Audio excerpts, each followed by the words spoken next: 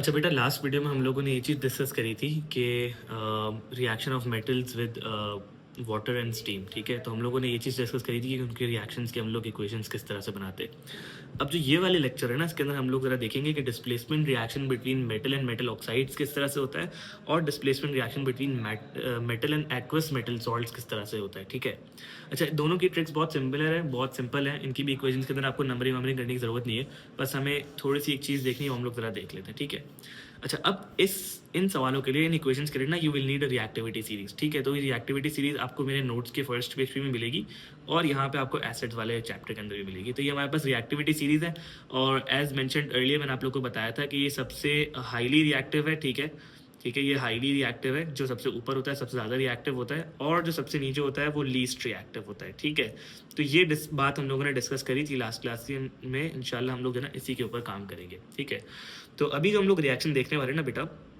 वो है displacement reaction between metals and metal oxides. ठीक है, तो लेट्स से हमारे पास CuO है और Mg है। अब अगर आप देखो तो यहाँ पे लीस्ट रिएक्टिव मेटल यानी Mg जो है ना वो ज़्यादा रिएक्टिव है, अगर आप रिएक्टिविटी सीरीज देखो, और Cu जो है ना वो उससे कम रिएक्टिव, उससे लेस रिएक्टिव है। अगर आप रिएक्टिविटी सीरीज दिखाऊँ मैं आपको, तो आप यहाँ पे चेक करो बेटा, Mg ये रहा और Cu जो है ना वो ये रहा। तो इसका मतलब है कि Mg जो है वो ज़्यादा रिएक्टिव है। ठीक है, तो Mg ने जो है ना बेटा कंपाउंड नहीं बनाया हुआ, Mg ने जो है ना वो अपना मेटल ऑक्साइड नहीं बनाया हुआ, उसकी बजाय कॉपर ने अपना मेटल ऑक्साइड बनाया हुआ है। अब what you need to know is and what you need to do is कि आपको जो है ना, जब भी आप देखो कि यार एक लीस्ट रिएक्टिव मेटल ने, यार एक लेस रिएक्टिव मेटल ने अगर एक ऑक्साइड बनाया हुआ है, और अगर मोर रिएक्टिव मेटल सिर्फ अकेला लिखा हुआ है, तो आपको क्या करना है कि जो मोर रिएक्टिव मेटल होगा ना, वो लीस्ट रिएक्टिव मेटल को डिस्प्लेस कर देगा। अब डिस्प्लेस करने का क्या मतलब है कि वो उसको उसकी जगह से हटा देगा और वो उसकी जगह ले लेगा। इसका मतलब क्या है कि यार अभी जो है ना वो कॉपर ने अपना ऑक्साइड बनाया हुआ है, लेकिन होगा क्या कि Mg क्योंकि ज्यादा रिएक्टिव है, तो Mg क्या करेगा, इसको डिस्प्लेस करेगा। मतलब इसको ना यहाँ से धक्का मारेगा, बोलेगा तुम हटो मैं आता हूँ। तो Mg क्या करेगा, इसकी जगह ले लेगा, और Mg जो है ना वो अपना ऑक्साइड बना लेगा उसके साथ, मतलब MgO बना देगा, और साथ में कॉपर अकेला कर देगा उसको। जैसे कि एग्जाम्पल है, देखो सबसे पहले Mg के ऊपर बेटा +2 का चार्ज है और O के ऊपर -2 का चार्ज है, तो ये क्या बना देगा, MgO के साथ कंपाउंड बना देगा, तो ये बन जाएगा MgO। और जब Mg ने कॉपर की जगह ले ली, तो कॉपर तो हट गया यहाँ से, तो अब कॉपर क्या हो जाएगा बेटा, अकेला रह जाएगा कॉपर। तो हम लोग यहाँ पे Cu अलग से लगा लेंगे। तो ये हमारे पास इक्वेशन बन गई। अब वही काम है, जब भी इक्वेशन बने ना तो बैलेंसिंग लाजमी कर लेना। ठीक है, तो बैलेंसिंग किस तरह से करेंगे हम लोग, अगर आप देखो यहाँ पे तो Mg ने O के साथ कंपाउंड बना लिया और Cu अलग हो गया, तो Mg अगर आप देखो तो यहाँ एक है Mg, यहाँ भी एक है, O यहाँ भी एक है, यहाँ भी एक है। अच्छा, कॉपर यहाँ भी एक आ रहा है मेरे पास, और यहाँ भी कॉपर एक आ रहा है, तो मेरी इक्वेशन अब बैलेंस्ड है। इसी तरह से अगर आप देखो तो Zn यहाँ पे जो है इसने कंपाउंड बनाया हुआ है, और Ca ने जो है ना वो कंपाउंड नहीं बनाया, वो अकेला है। तो अब मुझे चेक करना है कि क्या Ca ज्यादा रिएक्टिव तो नहीं है। अगर Ca ज्यादा रिएक्टिव होगा, सिर्फ तभी वो जो है ना बेटा Zn को क्या करेगा, डिस्प्लेस करेगा। अगर Ca कम रिएक्टिव होगा तो Zn को डिस्प्लेस नहीं कर पाएगा, क्योंकि रिएक्टिव मेटल जो है ना वो लेस रिएक्टिव को डिस्प्लेस करता है। ठीक है, तो अब हम लोग देखते हैं Ca और Zn का है। ठीक है, तो अगर आप यहाँ पे रिएक्टिविटी सीरीज देखो तो Ca मुझे यहाँ मिल रहा है और मुझे Zn यहाँ मिल रहा है। इसका मतलब ये कि Ca मेरे पास जो है ना वो ज्यादा रिएक्टिव है। अब अगर Ca ज्यादा रिएक्टिव है तो Ca क्या करेगा, Zn को डिस्प्लेस कर देगा, यानी Zn को हटा देगा और Ca खुद कंपाउंड बना लेगा। तो अब आ जाओ हम लोग ये तरह चीज कर लेते हैं। तो मेरे पास जो है वो Ca है, ये रहा। ठीक है, Ca मुझे पता है Zn को रिप्लेस करेगा, तो Ca के ऊपर बेटा +2 चार्ज होता है और O के ऊपर -2 चार्ज होता है, तो ये बन जाएगा हमारे पास CaO। ठीक है, क्योंकि चार्जेस कैंसिल आउट हो जाएंगे। अच्छा, इसके बाद मेरे पास मुझे पता है कि एक और चीज़ बनेगी, एंड दैट इज Zn, क्योंकि Zn अकेला रह गया तो Zn यहाँ पे लग जाएगा। अच्छा, अब मुझे ये बात पता है कि यार O यहाँ भी एक है, यहाँ भी एक है, Ca यहाँ भी एक है, यहाँ भी एक है, और Zn यहाँ भी एक है और यहाँ भी एक है, तो मेरी इक्वेशन कंप्लीटली बैलेंस ऑफ हो चुकी है। ठीक है, इसी तरह से अगर हम लोग एक और देखें इक्वेशन, तो यहाँ पे देखो Ag2O है और Cu है, तो मुझे देखना पड़ेगा क्या Cu ज़्यादा रिएक्टिव तो नहीं है। अगर Cu ज़्यादा रिएक्टिव होगा तो बेटा वो क्या करेगा, वो Ag को धक्का मारेगा और बोलेगा तुम हटो, मैं यहाँ पे इसके साथ जगह बनाऊंगा। ठीक है, तो अब हमें क्या करना है, हमें देखना है कि भाई क्या Cu ज़्यादा रिएक्टिव तो नहीं है। तो हम लोग रिएक्टिविटी सीरीज के ऊपर आते हैं, ये रहा Cu और ये रहा Ag। ठीक है, तो we know that Cu is above in the reactivity series, which means it is more reactive. ठीक है, अगर वो मोर रिएक्टिव है तो इसका मतलब क्या है कि वो डिस्प्लेस करेगा Ag को। तो लेट्स डू दिस। ठीक है, तो हमारे पास जो है वो Cu कंपाउंड बनाएगा, और Cu के ऊपर चार्ज होता है +2, O के ऊपर चार्ज होता है -2, तो दैट विल मेक CuO। ठीक है, और साथ में हमारे पास Ag अलग से बन जाएगा, तो दैट इज Ag। अब क्या करना है, मुझे बैलेंसिंग करनी है यहाँ पे। तो अगर आप देखो तो एजी यहाँ पे 2 है, तो मुझे एजी को बैलेंस करने के लिए वहाँ पे 2 लगाना पड़ेगा। तो अब मेरी इक्वेशन कंप्लीटली बैलेंस ऑफ हो चुकी है। अच्छा, इसी तरह से बड़ा सिमिलर वो होता है, कैटेगरी ऑफ क्वेश्चन है कि हम लोग देखेंगे कि displacement reaction between metal and aqueous metal salts. अब एक्वस मेटल सॉल्ट्स का मतलब क्या है वो हम लोग अभी थोड़ी देर बाद में समझेंगे, जब हम लोग सॉल्युबिलिटी ऑफ सॉल्ट्स इसी वीडियो के अंदर हम लोग लेटर डिस्कस करेंगे कि एक्वस क्या होता है। बट कहने का ये मतलब है कि अगर कोई चीज़ एक्वस स्टेट में है और अगर उसने कंपाउंड बनाया, जैसे अगर आप यहाँ पे देखो तो CuSO4 ने कंपाउंड बनाया हुआ है। अब वो एक्वस है, इसका मतलब है वो सॉल्यूबल है वो चीज़, ठीक है। अब ये क्या चीज़ अभी हम लोग लेटर इस वीडियो के अंदर डिस्कस करेंगे तो वो चीज़ बेहतर क्लियर हो जाएगी आप लोगों को, लेकिन अभी सिर्फ जो मैं चीज़ सिखा रहा हूँ वो समझना, ठीक है। तो यहाँ पे देखो Zn जो है वो क्योंकि ज्यादा रिएक्टिव है Cu से और वो अकेला है, और जबकि Cu ने देखो कंपाउंड बनाया हुआ है SO4 के साथ। तो हम यहाँ पे देखते हैं कि Zn देखो यहाँ पे अगर आप, तो Zn ये रहा और Cu मेरे पास ये रहा, तो Zn ज्यादा रिएक्टिव है। तो उसूलन तौर पे Zn को कंपाउंड बनाना चाहिए एज कंपेयर टू Cu, क्योंकि Zn ज्यादा रिएक्टिव है। तो Zn क्या करेगा कि वो Cu को डिस्प्लेस कर देगा, वो Cu को धक्का मारेगा, बोलेगा तुम हटो मैं कंपाउंड बनाऊंगा उसके साथ। तो अब Zn का कंपाउंड बना के देखते हैं हम लोग। तो अगर आप देखो यहाँ पे तो हमारे पास Zn के ऊपर बेटा चार्ज होता है +2, ठीक है, और SO4 के ऊपर चार्ज होता है -2। तो ये हमारे पास बन जाएगा ZnSO4, और जाहिर सी बात है Zn ने जो इसको धक्का मारा है तो ये कहीं ना कहीं तो फिट होगा, तो ये अकेला हो जाएगा। तो इसको हम लोग Cu अकेला कर देंगे। अब जब Cu को मैंने अकेला करा तो होगा क्या इसके साथ कि मुझे बैलेंसिंग करनी पड़ेगी। तो Zn आप देखो यहाँ भी एक है, यहाँ भी एक है, SO4 यहाँ भी एक है, यहाँ भी एक है, और Cu मेरे पास यहाँ भी एक है, यहाँ भी एक है। तो मेरी इक्वेशन कंप्लीटली बैलेंस ऑफ हो चुकी है। तो जो मैं डिस्प्लेसमेंट रिएक्शन मैंने आपको सिखाया, और मैंने reaction of metal with water and steam जो मैंने आप लोग को लास्ट वीडियो के अंदर कवर करा था, तो उनके अंदर आपको कोई स्टेप्स की नीड नहीं है, वो बिल्कुल सिंपल इक्वेशन है जो बिल्कुल बेसिक है, सही। तो यू नीड टू नो कि भाई ये चीज देख के समझ आनी चाहिए आपको कि क्या ऐसा तो नहीं कोई मेटल अकेला है और लेस रिएक्टिव मेटल ने जो है कंपाउंड बनाया हुआ है। अगर लेस रिएक्टिव मेटल ने कंपाउंड बनाया है और जो मेटल है जो ज्यादा रिएक्टिव है अगर वो अकेला है तो फिर वो उसको डिस्प्लेस करके कंपाउंड बना देगा, ठीक है। इसी तरह से अगर हम लोग एक और इक्वेशन देखें तो यहाँ पे आप देखो Mg और FeSO4 कंपाउंड बनाया हुआ है, ठीक है। अब Fe और Mg ये रहा। अब अगर मैं देखो तो कौन सा ज्यादा रिएक्टिव है, Mg ज्यादा रिएक्टिव है या Fe ज्यादा रिएक्टिव है, मुझे वो देखना पड़ेगा, ठीक है। अच्छा, अगर आप देखो तो मैं कंपैरिजन सिर्फ मेटल्स के बीच में कर रहा हूँ, मैं पॉजिटिव साइन वाले के बीच में कर रहा हूँ, मैं SO4 को कंपेयर नहीं कर रहा, क्योंकि SO4 मेरे पास एनाइन है, वो नेगेटिव चार्ज वाला, उसकी बात नहीं कर रहे हम लोग, ठीक है। तो अगर आप यहाँ पे देखो तो Mg मेरे पास ये रहा और मेरे पास Fe यहाँ पर है। अब मुझे पता है कि Mg जो है वो ज्यादा रिएक्टिव है, विच means it will displace iron, it will displace Fe, ठीक है। तो हम लोग जो है Mg को डिस्प्लेस करवा देते हैं, सॉरी Fe को डिस्प्लेस करवा देते हैं। तो Mg के ऊपर बेटा +2 चार्ज है, ठीक है, और SO4 के ऊपर हमारे पास -2 चार्ज है। तो ये बन जाएगा हमारे पास MgSO4, ठीक है। और साथ में मुझे पता है कि मैंने Fe को अकेला करना है, तो मैंने ये Fe को अकेला कर दिया। अब क्या होगा, वापसी वही बैलेंसिंग देख लेंगे। तो अगर आप यहाँ पे देखो तो यहाँ भी Mg एक है, यहाँ भी एक है, SO4 यहाँ भी एक है, यहाँ भी एक है, Fe यहाँ भी एक है और यहाँ भी एक है। तो मेरी इक्वेशन अब कंप्लीटली बैलेंस ऑफ हो चुकी है, ठीक है। इसी तरह से अगर आप देखो तो Pb और AgNO3 है, तो वी नो दैट कि Pb जो है वो रिएक्टिविटी सीरीज के अंदर ऊपर आता है और Ag रिएक्टिविटी सीरीज के अंदर नीचे आता है। तो इसका मतलब क्या है कि बेटा Pb को कंपाउंड बनाना चाहिए और Ag को जो ना वो धक्का मार के निकाल देना चाहिए बाहर। तो अब Pb का कंपाउंड हम बना लेते हैं। तो Pb हमारे पास क्या है, Pb +2 होता है और NO3 हमारे पास -1 होता है। तो ये बन जाएगा PbNO3 2, और साथ में मुझे पता है कि Ag अलग हो जाएगा, तो मैंने Ag को अलग कर दिया। अब क्या करेंगे, अब अगर आप यहाँ पे बैलेंसिंग इसकी देखो तो NO3 देखो यहाँ पे 2 हैं, तो मुझे यहाँ भी NO3 2 करने के लिए मैं क्या करूँगा, यहाँ पे 2 लगा दूंगा, जिसकी वजह से Ag क्या हो जाएंगे भाई, 2 हो जाएंगे। तो Ag मुझे वहां भी 2 करने के लिए 2 लगाना पड़ेगा। तो अब मेरी इक्वेशन कंप्लीटली बैलेंस ऑफ हो चुकी है। तो this is how we write equations for the displacement reactions, ठीक है। तो ये हमारे पास कुछ इक्वेशंस थी। अब हम लोग बेटा सॉल्ट्स के ऊपर आते हैं, ठीक है, कि सॉल्ट्स क्या होते हैं, जरा हम उसके ऊपर कुछ बातें कर लेते हैं। अच्छा, अब हम लोगों ने जितनी भी इक्वेशंस बनाई अभी तक, तो हम हमेशा देख रहे थे कि एक सॉल्ट बन रहा था। अब वो सॉल्ट क्या था, जब भी हम लोग हाइड्रोजन ऑफ एसिड को हम लोग रिप्लेस करते थे, यानी एसिड के अंदर अगर जब भी हम लोगों ने रिएक्शन देखा तो हम लोग सॉल्ट एक बना रहे थे। और हो क्या रहा था, जब हम लोग सॉल्ट बना रहे थे तो हमने जरा हमेशा हाइड्रोजन को रिप्लेस करा था। देखो यहाँ पे भी कि KH ने SO4 के साथ कंपाउंड बनाया था, तो हमने हाइड्रोजन को हटा के सीधी जगह पे K लगा दिया, यानी हमने एसिड के H को रिप्लेस कर दिया ना, तो हमारे पास सॉल्ट बन गया। इसी तरह से यहाँ पे देखो H2SO4 था, तो H की जगह पे मैंने Ca लगा दिया यहाँ पे, तो क्या बन गया, ये CaSO4 बन गया, ये सॉल्ट बन गया। तो जब भी मैं हाइड्रोजन ऑफ एसिड यानी एसिड के हाइड्रोजन को जब भी रिप्लेस कर रहा हूं तो एक सॉल्ट बन रहा है।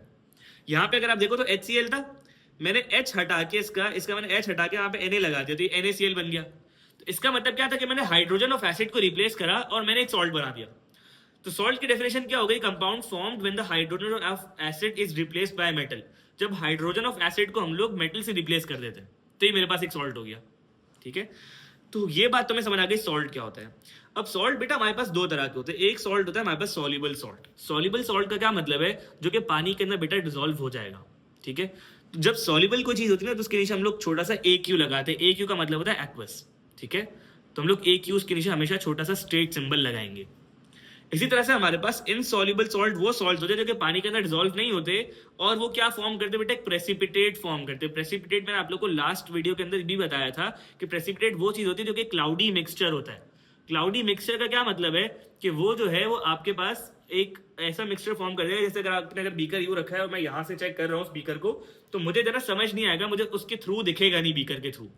तो इसको हम लोग कहते हैं बेटा प्रेसिपिटेट, कि वो जो है ना एक क्लाउडी मिक्सचर फॉर्म कर देगा जो हमें बीकर के थ्रू जो है ना वो देखने नहीं देगा, सही है। तो इसको हम लोग कहते हैं एक इनसॉल्युबल चीज जो कि प्रेसिपिटेट बनती है, ठीक है। तो वो हम लोग जब P4 डिस्कस करेंगे तो आपको अलग अलग तरह के प्रेसिपिटेट दिखाऊंगा जो अलग अलग कलर्स के होंगे, ठीक है। अभी मेरे पास पिक्चर नहीं तो मैं नहीं दिखा पा रहा, ठीक है। तो अब हम लोग इनसॉल्युबल सॉल्ट और सॉल्युबल सॉल्ट के ऊपर जरा कुछ बातें करते हैं कि भाई हमें कैसे पता चलेगा जब हमने इतने सारे सॉल्ट्स बनाए थे सारी इक्वेशंस के अंदर, तो हम कैसे आइडेंटिफाई करेंगे कि कौन सा सॉल्ट सॉल्युबल है और कौन सा सॉल्ट इनसॉल्युबल है। उसके लिए बहुत सिंपल से मैंने आपके लिए टेबल बना दिया बहुत समराइज करके, तो उस आप जो ना उस टेबल से बड़ी आसानी से हेल्प ले सकते हो, ठीक है। अच्छा देखो, सॉल्युबल सॉल्ट्स वो वाले होते हैं जो कि ग्रुप 1 सॉल्ट्स होते हैं। ग्रुप 1 सॉल्ट्स का क्या मतलब है? भाई मैं ग्रुप 1 का कोई भी मेटल अगर उसके साथ लगा दूं ना, उस सॉल्ट के अंदर कोई भी ग्रुप 1 का मेटल आ रहा हो तो वो सॉल्युबल सॉल्ट कहलाएगा।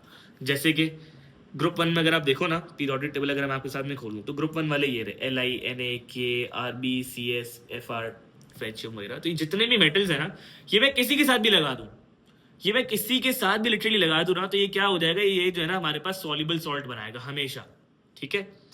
तो अगर लेट्स से मैं बना देता हूँ NaCl बना देता हूँ तो NaCl भी सॉल्युबल सॉल्ट कराएगा। अगर मैं लेट्स से K2O बना देता हूँ तो ये भी सॉल्युबल सॉल्ट है। अगर मैं लेट्स से जो है वो LiNO3 बना देता हूँ तो ये भी एक सॉल्युबल सॉल्ट है। क्यों? क्योंकि सबके अंदर ग्रुप 1 का मेटल आ रहा है। तो जिस चीज के अंदर ग्रुप 1 का मेटल लग गया साथ में तो वो एक सॉल्युबल सॉल्ट कहलाएगा हमेशा। अगर ग्रुप 1 का मेटल किसी भी कंपाउंड के अंदर आ रहा है, कोई भी ग्रुप 1 का एलिमेंट, कोई भी ग्रुप 1 का मेटल अगर किसी भी एलिमेंट के अंदर आ रहा है, किसी भी कंपाउंड के अंदर आ रहा है, तो वो जनाब एक सॉल्युबल सॉल्ट बनाएगा हमेशा, लाजमी, ठीक है। इसी तरह से हमारे पास है दूसरा, all ammonium salts are soluble, ठीक है। जितने भी एमोनियम सॉल्ट्स हैं वो सॉल्युबल है। एमोनियम का मतलब क्या था? NH4। अगर किसी भी चीज के अंदर बेटा NH4 लगा हुआ है ना तो वो सॉल्युबल सॉल्ट कहलाएगा। जैसे कि NH4Cl हो गया तो वो सॉल्युबल है, NH4I हो गया वो सॉल्युबल है, NH4 3PO4 आ गया वो सॉल्युबल है, ठीक है। तो जो भी चीज जिसके साथ NH4 लग गया, एमोनियम लग गया, वो भी बेटा मेरे पास क्या है? सॉल्युबल सॉल्ट कहलाएगा, ठीक है। थर्ड हमारे पास आता है नाइट्रेट्स। नाइट्रेट्स क्या होता है? NO3। जिस भी चीज के साथ NO3 लग जाएगा ना वो भी सॉल्युबल है। जैसे कि एक मिसाल दूं, MgNO3 ठीक है। इसी तरह से AlNO3 ठीक है। इसी तरह से आपके पास कोई सा भी NO3 का कंपाउंड आ जाए, लेट्स से CaNO3 तो कोई भी कंपाउंड जिसके साथ NO3 लग जाए, साथ पे नाइट्रेट लग जाए, वो हमारे पास एक सॉल्युबल सॉल्ट कहलाएगा। कंपाउंड की बात कर रहा हूं, NO3 अकेला नहीं होना चाहिए, NO3 किसी चीज के साथ मिला हुआ होना चाहिए, कंपाउंड की बात हो रही है।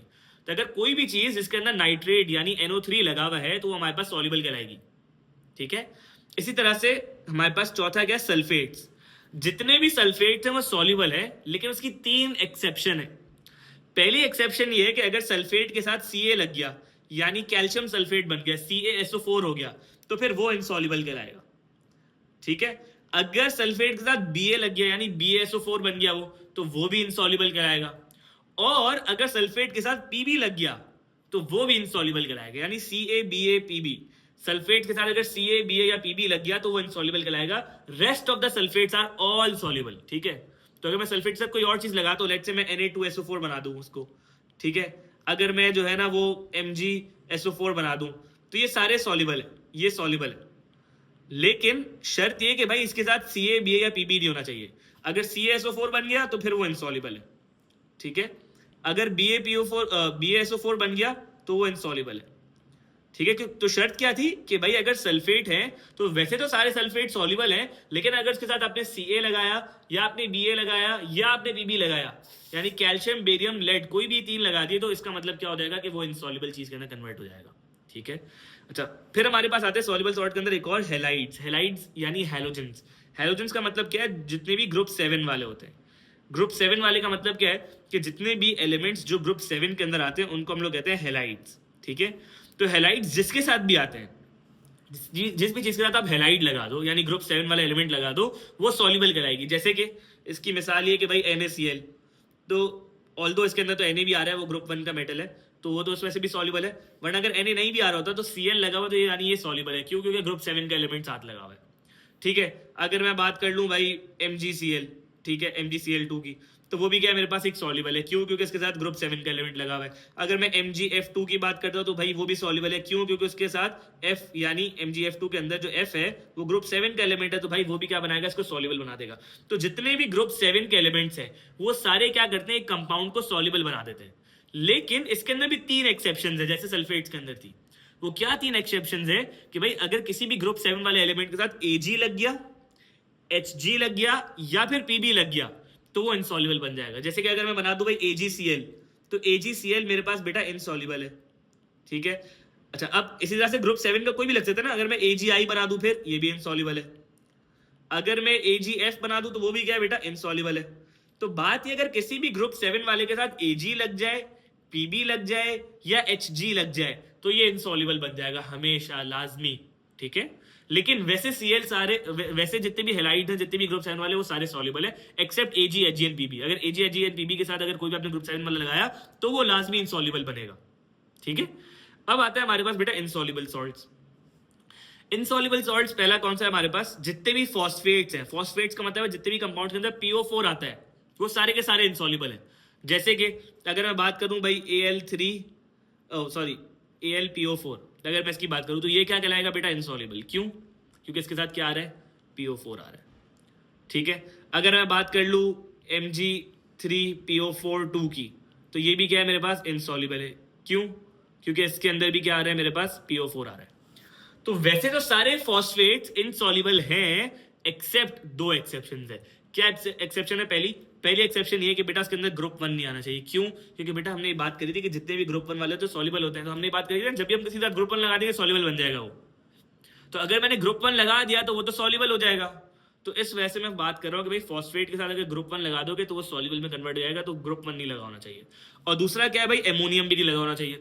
अगर एमोनियम लगा होगा तो वो भी क्या होगा बेटा? सॉल्युबल बन जाएगा। क्यों? क्योंकि हमने ये बात करी थी कि जितने भी एमोनियम होते हैं, एमोनियम सॉल्ट जितने होते हैं, जितने भी ग्रुप 1 होते हैं और जितने भी नाइट्रेट्स होते हैं, वो तीनों सारे सॉल्युबल बना देते हैं। उसमें कोई एक्सेप्शन है ही नहीं। अगर वो किसी के साथ भी लग जाएंगे वो सॉल्युबल बना देंगे। तो मैंने बात करी थी ना। तो इस वजह से हमारे पास फॉस्फेट सारे इनसॉल्युबल है, लेकिन एक्सेप्ट ग्रुप 1 एंड एमोनियम। अब बच्चे का एक सवाल आता है मेरे पास यहाँ पे कि सर आपने ये बात तो कर दी कि सारे फॉस्फेट्स इनसॉल्युबल हैं एक्सेप्ट ग्रुप 1 एंड अमोनियम, क्योंकि ग्रुप 1 आपने बात करी थी कि ग्रुप 1 वाले सारे सॉल्युबल होते हैं, अमोनियम भी सारे सॉल्युबल होते हैं। लेकिन आपने ऐसा जो है वो नाइट्रेट्स के लिए भी तो कहा था कि सारे नाइट्रेट सॉल्युबल होते हैं।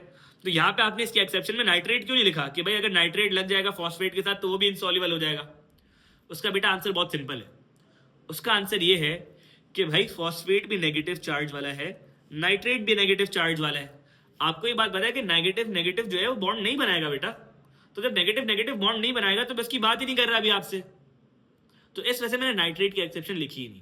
ठीक है, अच्छा नेक्स्ट हमारे पास क्या है? कार्बोनेट्स। जितने भी कार्बोनेट्स है वो सारे क्या? इनसॉल्युबल हैं एक्सेप्ट ग्रुप 1 एंड अमोनियम। तो अगर किसी भी चीज के साथ कार्बोनेट लग जाता है, लेट्स से MgCO3, तो ये क्या है भाई? इनसॉल्युबल है। ठीक है, लेट्स से हमारे पास CaCO3 है, तो वो क्या है मेरे पास? इनसॉल्युबल है। ठीक है, लेकिन अगर मैं लेट्स से इसमें लिखता हूँ Na2CO3, तो फिर ये क्या हो जाएगा बेटा? ये हो जाएगा सॉल्युबल। क्यों सॉल्युबल हो जाएगा? क्योंकि इसके साथ मैंने क्या लगा दिया? ग्रुप 1 लगा दिया। अगर मैं बोल दूं भाई NH4 2CO3, तो फिर ये क्या हो जाएगा? फिर ये भी सॉल्युबल कहलाएगा। क्यों? क्योंकि इसके साथ क्या लग गया? एमोनियम लग गया। तो ये हमारे पास सॉल्युबल कहलाएगा। ठीक है, तो ये हमारे पास कुछ बातें थी। इसी तरह से हमारे पास जितने भी हाइड्रोक्साइड्स हैं accept NaOH, KOH, COH2 and NH4OH, वो सारे इनसॉल्युबल है। जितने भी हाइड्रोक्साइड है सारे इनसॉल्युबल है। सिर्फ NaOH सॉल्युबल है, KOH, CaOH2 और NH4OH ये सारे सिर्फ सॉल्युबल है। इसके अलावा जितने भी मेटल हाइड्रोक्साइड्स हैं, जितने भी हाइड्रोक्साइड्स हैं, वो सारे के सारे बेटा क्या हैं? इनसॉल्युबल है। ठीक है, तो ये चीज़ आप लोगों को कुछ पता होनी चाहिए थी। ठीक है, अच्छा अब एक बात हम लोग देखते हैं कि भाई हम लोग जरा एक ड्रिल कर लेते हैं कि हम लोग को क्या ये चीज़ समझ आई है कि क्या चीज़ सॉल्युबल होती है, क्या चीज़ नहीं होती। तो हमारे पास कुछ एग्जाम्पल है, इसको हम लोग रेट करेंगे कि क्या ये सॉल्युबल बनेगा, क्या इनसॉल्युबल बनेगा। तो let's say we have NaCl। तो NaCl सबसे पहले क्या होगा बेटा, सॉल्युबल होगा। क्यों सॉल्युबल होगा? दो वजहें हैं। एक वजह ये कि भाई इसके साथ ग्रुप 1 आ रहा है, यानी Na है, Na तो ग्रुप 1 में आता है, तो Na तो इसको सॉल्युबल बना देगा। अच्छा, Na को भी छोड़ दो तो यहाँ पे देखो क्या लगा हुआ है, Cl लगा हुआ है। Cl कौन से ग्रुप में आता है? ग्रुप 7 के अंदर आता है, यानी वो क्या है बेटा, एक हेलाइड है। और हेलाइड पे मैंने बताया था कि हेलाइड भी क्या होते हैं बेटा, सारे के सारे सॉल्युबल होते हैं except Ag, Hg and Pb। अगर हेलाइड के साथ Ag, Hg, Pb नहीं लगाओ तो यानी वो सॉल्युबल है। तो यानी ये तो कंपाउंड ऑटोमेटिकली सॉल्युबल हो गया। Na से भी सॉल्युबल आ गया, ग्रुप 7 से भी कंफर्मेशन मिल गई। इसी तरह से हमारे पास KOH है। तो अभी हम लोगों ने डिस्कस करा था कि हाइड्रोक्साइड्स क्या है बेटा, इनसॉल्युबल है एक्सेप्ट KOH। KOH क्या हो जाएगा, सॉल्युबल बना देगा इसको। क्यों? क्योंकि इसके अंदर क्या लग गया भाई, ग्रुप 1 लग गया, तो यानी ये सॉल्युबल बना देगा। तो ये आ गया मेरे पास सॉल्युबल। अच्छा, इसी तरह से हमारे पास NH4 3PO4 है। तो हमने ऑल्दो ये बात करी थी कि PO4 क्या होते हैं, सारे इनसॉल्युबल होते हैं, लेकिन एक्सेप्शन में क्या था, एमोनियम। अगर एमोनियम लग जाएगा तो वो क्या बन जाएगा, वो सॉल्युबल बन जाएगा। तो यहाँ पे अगर आप एक चीज देखो तो एमोनियम लगा हुआ है इसके साथ, यानी NH4 लगा हुआ है, तो यानी ये भी क्या हो गया बेटा, सॉल्युबल हो गया। इसी तरह से अगर आप देखो AgNO3, तो AgNO3 क्या है बेटा, नाइट्रेट लगा हुआ है। नाइट्रेट अगर आप देखो तो मैंने बताया था कि सारे के सारे नाइट्रेट्स क्या होते हैं, सॉल्युबल होते हैं। तो यहाँ पे हमारे पास क्या हो जाएगा, ये भी सॉल्युबल हो जाएगा। अच्छा, अब बच्चे इसको बहुत दफा कंफ्यूज करते हैं, सर आपने बताया था कि Ag तो इनसॉल्युबल होता है, यहाँ पे आपने लिखा था all halide except Ag, Hg and Pb। तो मैं अगेन बच्चों को बोलता बेटा इंग्लिश पढ़ो थोड़ी सी। यहाँ पे लिखा हुआ हेलाइड्स, हेलाइड्स की बात हुई थी। अगर किसी हेलाइड के साथ लग गया, अगर किसी ग्रुप 7 वाले के साथ Hg लगेगा या Ag लगेगा तो वो इनसॉल्युबल बनेगा ना। किसी के साथ भी Ag लगा दोगे थोड़ी इनसॉल्युबल बन जाएगा। सही है? तो यहाँ पे बात समझने की जरूरत है कि यहाँ पे अगर नाइट्रेट के साथ Ag लगा है तो वो सॉल्युबल ही है बेटा, क्योंकि नाइट्रेट सारे सॉल्युबल होते हैं। तो ये बच्चे कंफ्यूज रहते हैं इसके अंदर। अच्छा, इसी तरह से CaSO4, तो हमने बात करी थी कि जितने भी सल्फेट्स हैं वो क्या है हमारे पास, सॉल्युबल है, लेकिन accept CaSO4, BaSO4 and PbSO4। अगर Ca से कंपाउंड बनाओगे सल्फेट का तो वो क्या बन जाएगा, वो इनसॉल्युबल बन जाएगा। तो यहाँ पे हमें इनसॉल्युबल लिखना पड़ेगा। ठीक है? इसी तरह से अगर आप देखो तो MgSO4, तो सारे सल्फेट्स क्या होते थे, सॉल्युबल होते थे except Ca, Ba and Pb। तो Ca भी नहीं आ रहा है इसके साथ, Ba भी नहीं आ रहा, Pb भी नहीं आ रहा, ये तो Mg आ रहा है। तो इसका मतलब क्या है, फिर ये सॉल्युबल है। सही है? क्योंकि सारे सल्फेट्स सॉल्युबल होते हैं except Ca, Ba and Pb। Ca, Ba, Pb वाले सल्फेट क्या होते हैं, इनसॉल्युबल होते हैं, बाकी सारे सल्फेट सॉल्युबल होते हैं। अच्छा, इसके बाद PbCl2, तो ऑल्दो ये क्लोराइड है, क्लोराइड ग्रुप 7 का एलिमेंट है, और ग्रुप 7 सारे के सारे क्या होते हैं बेटा, सॉल्युबल होते हैं, लेकिन इसके साथ क्या लग गया है, Ag लग गया है, सॉरी Pb लग गया है। तो जब Pb लग गया है तो इसका मतलब क्या है, ये अब क्या हो गया है बेटा, इनसॉल्युबल हो गया, यानी ये एक्सेप्शन के अंदर आ गया और ये इनसॉल्युबल बन जाएगा। इसी तरह से अगर आप देखो AlPO4, तो PO4 है, PO4 क्या होता है बेटा, फॉस्फेट होता है। फॉस्फेट इनसॉल्युबल होते हैं, और फॉस्फेट के साथ ग्रुप 1 भी नहीं लगा हुआ और ना ही एमोनियम लगा हुआ है, तो इसका मतलब ये इनसॉल्युबल है, सिंपल सी बात है। तो यहाँ पे मेरे पास आ गया इनसॉल्युबल। इसके बाद अगर आप देखो तो यहाँ पे हमारे पास CaCO3 है। तो हमने बात करी थी कार्बोनेट्स यानी CO3 वाले जितने भी होते हैं वो क्या होते हैं, इनसॉल्युबल होते हैं एक्सेप्ट ग्रुप 1 एंड एमोनियम। तो यहाँ पे Ca है, ये तो ग्रुप 2 का एलिमेंट है, ना ये ग्रुप 1 का है, ना ये एमोनियम से बिलोंग करता है, तो यानी ये ग्रुप 2 का। इसका मतलब क्या है कि ये हमारे पास इनसॉल्युबल कहलाएगा, तो दिस इज इनसॉल्युबल। ठीक है? फिर आता है हमारे पास Li2CO3, तो CO3 है, CO3 अभी हम लोगों ने डिस्कस करा कि इनसॉल्युबल है, लेकिन अगर ग्रुप 1 लग गया तो क्या बन जाएगा, ये सॉल्युबल बन जाएगा। अब अगर आप जाके देखो पीरियोडिक टेबल के अंदर तो Li हमारे पास ग्रुप 1 का एलिमेंट है। अगर Li ग्रुप 1 का एलिमेंट है तो इसका मतलब क्या है कि वो हमारे पास सॉल्युबल कहलाएगा। अच्छा, इसी तरह से अगर आप देखो MgOH2, तो हमने बात करी थी कि हाइड्रोक्साइड्स सारे क्या होते हैं बेटा, इनसॉल्युबल होते हैं एक्सेप्ट NaOH, KOH, CaOH2 और NH4OH। तो यानी Mg तो इन चारों में से आ ही नहीं रहा, तो यानी इसका मतलब क्या होगा कि ये हमारे पास इन चारों के एक्सेप्शन में नहीं है, तो यानी ये एक सॉल्युबल सॉल्ट में ही कंसिडर, इनसॉल्युबल सॉल्ट में कंसिडर किया जाएगा, तो इसको हम लोग इनसॉल्युबल कहेंगे। The next is calcium nitrate. ठीक है? तो क्योंकि इसके अंदर नाइट्रेट आ रहा है तो हमें कुछ सोचने की जरूरत ही नहीं है, नाइट्रेट सारे के सारे सॉल्युबल होते हैं, तो हम लोग क्या करेंगे, कैल्शियम नाइट्रेट को सॉल्युबल में लिख देंगे।